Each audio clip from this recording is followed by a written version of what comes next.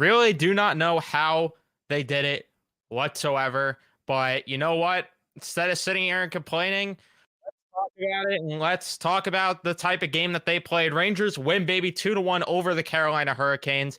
And man, was this game definitely frustrating to watch for most of the game. I mean, the first and second period were just absolutely abysmal by the Rangers. The third period, I really thought they started to find their game and they started to actually play some solid defensive hockey towards the end of this one. And they really shut down well, protecting the house and not allowing much the other way. And then here you go with Freddie Anderson. They're trying to give him a Marty Brodeur shutout there with only 16 shots on goal for the Rangers, but they end up finding a way to squeak two past him and win the game. And the offense definitely not there at all tonight, as they, like I mentioned, only had 16 shots and they only had single digits in each period. There was not a single period where they reached double digits in shots. And they had a couple good looks in the third period, I thought, but still nothing good enough. And it's something that they'll have to address, and hopefully they will. But at the same time, this is what felt like a playoff game, so the chances were limited. And the Rangers, though, are still going to have to find a way to get better offensively and find a way to forecheck better, because it wasn't good enough to forecheck. But before we jump further into it, remember to leave a like on the video if you do enjoy. Subscribe if you guys are new, especially if you're Ranger fans, and turn on your notifications so you know when I upload a video next. But let's talk about this game. It was ugly early. Shots were 13-3 in the first period. Yeah, that was not good at all. And there was way too many times where you had everybody going out of position, chasing the Canes behind the net and leaving opportunities wide open in front. Igor Shesterkin made a lot of huge saves early in this game. Drury goes off for a cross-checking penalty, and then Stahl took a delayed game. So you think, okay, a 5-on-3. Let's get some offense going and let's capitalize on it. Nope. Instead, they get 2 shots on goal, and the power play passed way too much. Again, the power play lets the Rangers down. They went 0 for 3 tonight. Not good enough. The power play needs to be better. And the fact that they couldn't convert anything 5-on-3 is embarrassing. Laffy then goes off for a hooking penalty. That gets killed off. But the Canes would score after that as Aho fires one past Igor Shesterkin, as Trouba was just puck watching there. It was an avoidable play. Trouba has to step up and throw a hit there, or he just has to play the body. It doesn't have to be a monster hit, but he's got to play the body there, and he can't be screening Igor. And Igor had no sight of the puck there.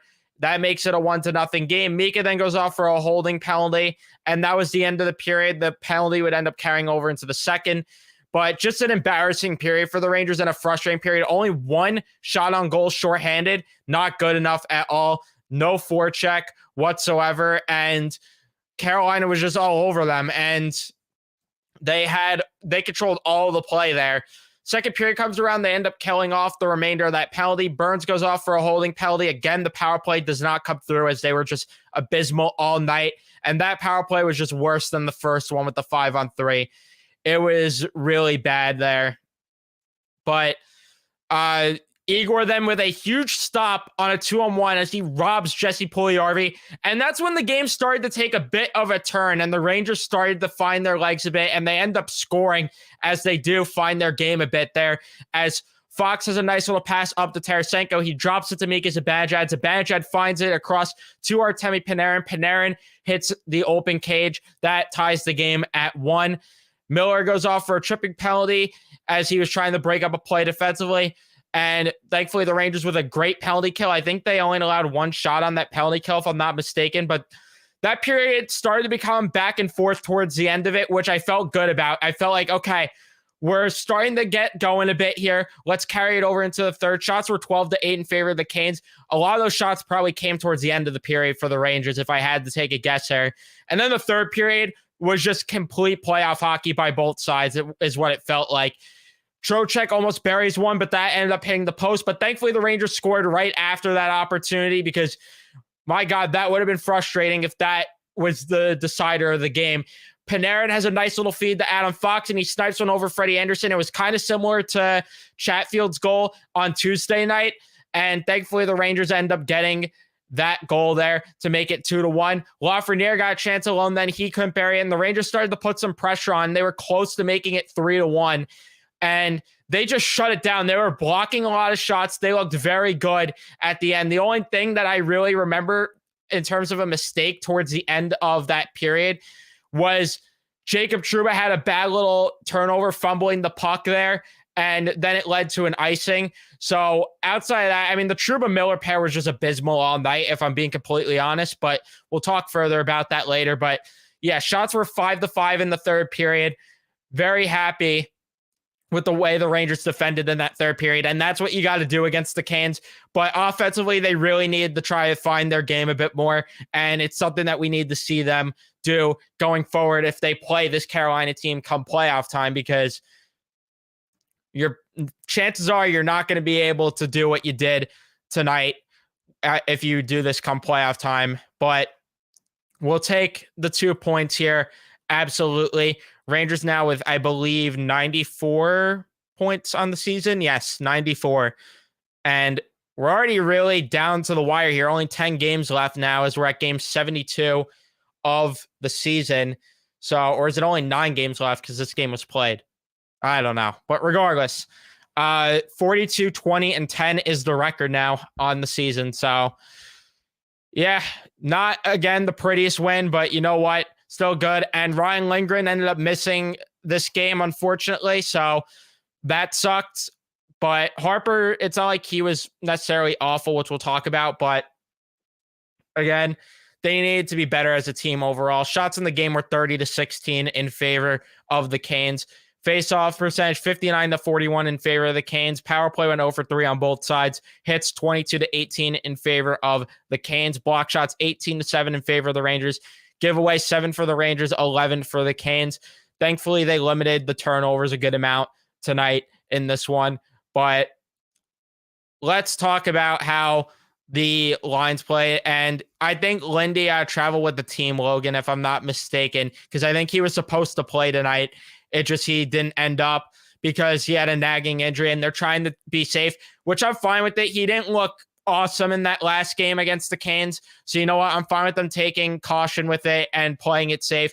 It's better to have him 100% than to rush him back in the lineup here in what is essentially meaningless games. Because to be honest with you, I don't see the Rangers catching the Devils. They maybe could, but I don't see it happening. And because again, it's kind of a long stretch there. And then also, you're not getting first place. So these games are kind of meaningless. So at the same time, you'd like Lindgren back, but it's better to keep him out for now. But when it comes out of the lines played tonight, the Panarin, Zibanejad, Tarasenko line was awesome tonight. Really happy with what they played. I don't know what it is when Artemi Panarin plays the Carolina Hurricanes, but he for some reason loves it, as he had a great night himself. 2 points on the night, 4 shots on goal. Very happy with what I saw from Artemi Panarin tonight. And yeah, he had a very good game. Mika Zibanejad, good game himself, 2 points on the night. He ended up also being a big part of the Rangers penalty kill, which the penalty kill was absolutely unreal tonight. Very good work by the penalty kill tonight. And then you have Tarasenko, who was throwing bot a bit tonight as well. Good game for him. He ended up finishing with a point, and I'm happy with what I saw from them. The second line was a little more quiet tonight. I would have liked more Trocheck, Kreider, and Kane. You need more. Kreider was invisible, and the only thing he really did tonight was go off sides at least 50 times. Kreider needs to be better than that. Trocheck, he had an okay game. Another one who was a big part of the penalty kill tonight. And then Kane, he was pretty okay tonight. There was a couple plays that he made that were actually nice in the defensive zone. So, you know what? Kane's starting to show his care on both sides of the puck, which is really nice to see, because obviously the talk of the town when he came over was that he can't play defense. Well, he's starting to actually bring it on the defensive side of the game. Kid line was probably the best line of the night for the Rangers tonight. I'm very happy with what I saw from the Kid line. They didn't end up getting a point, but you know what? They looked very good, and they got most of the offensive pressure. I am very happy with what I saw from them. So, Kid line, they get a thumbs up in my books there. Very good game for them. And then the fourth line was great. Yet again, the fourth line has been great. They're all on the penalty kill, and they do a great job at it. And Yeah, I don't have a complaint. The complaint comes more on the defensive side of things, where you had defensemen going out of position way too much, and it was a problem tonight. Fox and Mikkola were okay. Sam and Joe were trying to hype up Mikkola like he had this unreal, just otherworldly performance, which I don't know about that one. I thought he was good, but I didn't think he was otherworldly like Sam and Joe made it out to be. But it was an okay game for the two of them. Fox ends up finishing with a goal, a huge goal that is nonetheless, but decent game for them. Trouba and Miller, not good enough from them yet again tonight. They need to be better going forward. And the amount of times they're out of position is a problem. It needs to be addressed. And yeah, I'd like to see that improve. And for the Schneider Harper pair, they were okay tonight. You would have liked more from them as well. But you know what? Towards the third period, I'll give all of them credit. They were all very good in the third period. So, you know, Schneider was a beast tonight, Agent Smith. I don't know if I'd say he was a beast. I thought he had a solid game, but it's not like he was really noticeable, in my opinion, too much tonight. I thought he was just okay. For the most part. I mean, everyone's saying Schneider had a great night. Maybe that's just me, but I thought he was just solid tonight. I thought more so Harper, though, was dragging that pair down if I had to say anyone did. And Igor Shesterkin had a very good game. So very happy with Igor Shesterkin. And yeah, that's pretty much all I got to say about the game. So let's get to chat and see what you guys have to say about this game. So let's see. Just going to accept the fact that Chessie will be the team till this no quit in New York era of New York Rangers hockey is over. I mean, they have the ability to be better than this. It's just a matter of go on making the in-game adjustments. That's what's infuriating. He's given this great team, and it just seems like he can't make the adjustments, and the Rangers are just squeaking out these wins here and there, and it's just infuriating. But they also have the ability to take over games. It's just a matter of them being able to do it for a full 60, and just seems like they don't do it. And yes, consistency is what they don't have. I agree. Yes, Igor won them that game. Agree, Robbie. Igor had a great game. Definitely won them the game. But let's see what other comments we got. Mikkel was a beast, was in beast mode tonight. Again, I thought he was good, but I don't think he was as good as Sam and Joe were making him out to be, if I'm being honest with you. I thought he was just good, like not like an otherworldly game. But again, the whole defense had their issues in the first half of the game, especially. Yes, they did play better in the third defensively, which is definitely a positive.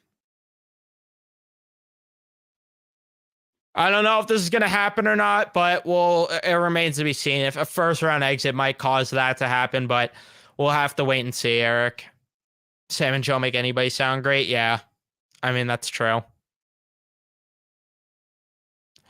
Don't know why Kreider's having such a tough time after all the moves. I don't know either, but yeah, I mean, he had a couple of good games, like the games they won 6 and 7-0. He was very good in those games, but it's a matter of him finding that consistently. And I don't know why he can't get the game going consistently, but if he could, then that's going to cause major problems, and that's going to change the entirety of the top six, because Trocheck and Kane, in my opinion, have been solid enough, but Kreider's kind of just been the outlier there on that line, not doing enough. But I'm sure come playoff time, he'll find his game, because Kreider usually turns it up come playoff time. But we'll see.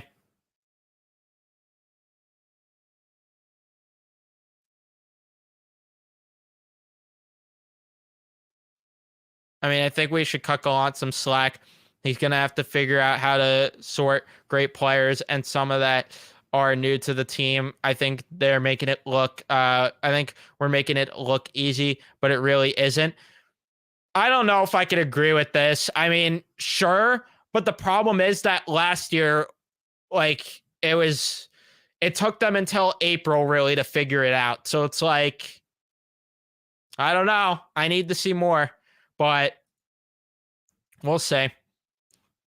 I'm willing to give them the benefit of the doubt until down the stretch here because, I mean, it's getting close to playoff time. So giving them the benefit of the doubt's not going to last so much longer, but I'm still willing to give the benefit of the doubt for now.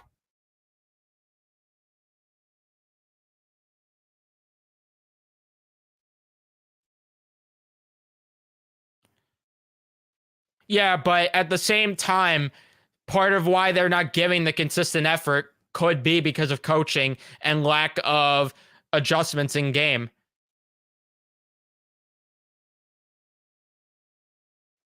But could be a combination of both, too. They need to reunite Chris and Mika line. I disagree. I'm fine with the way the lines are now. Kreider has been good at times with Kane and Trocheck. It's just a matter of them building it consistently.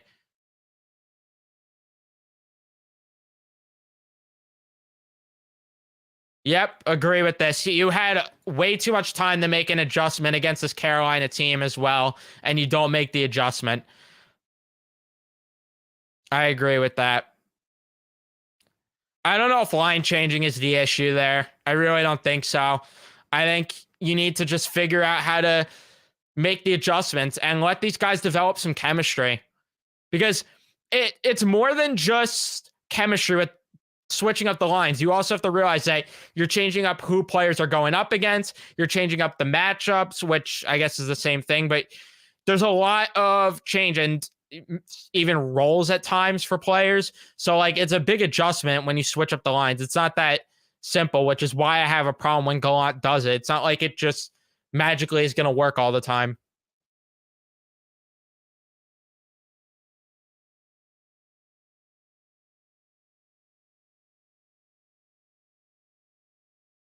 I disagree with the way the team's constructed. Disagree. This is one of the best teams on paper in Rangers history. I don't know if you could say that it's the way the team's constructed at all. I think that the issue is that, I mean, again, we saw with Gallant last year, like lack of adjustments, and that's ultimately a problem because look at what happened in that Tampa series. He got absolutely pants. I know that you could argue they ran out of gas as well, but there was little adjustments too in that series. And the only adjustments he made were line changes, which didn't work because he decided to break up the kid line, which was one of the best lines of the entire playoffs for no reason.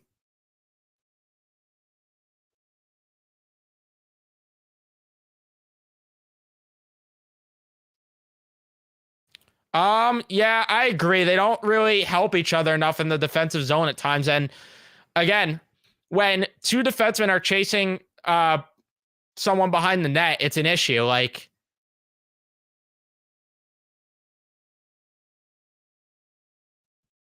I agree, but in the third period, they did a better job at it.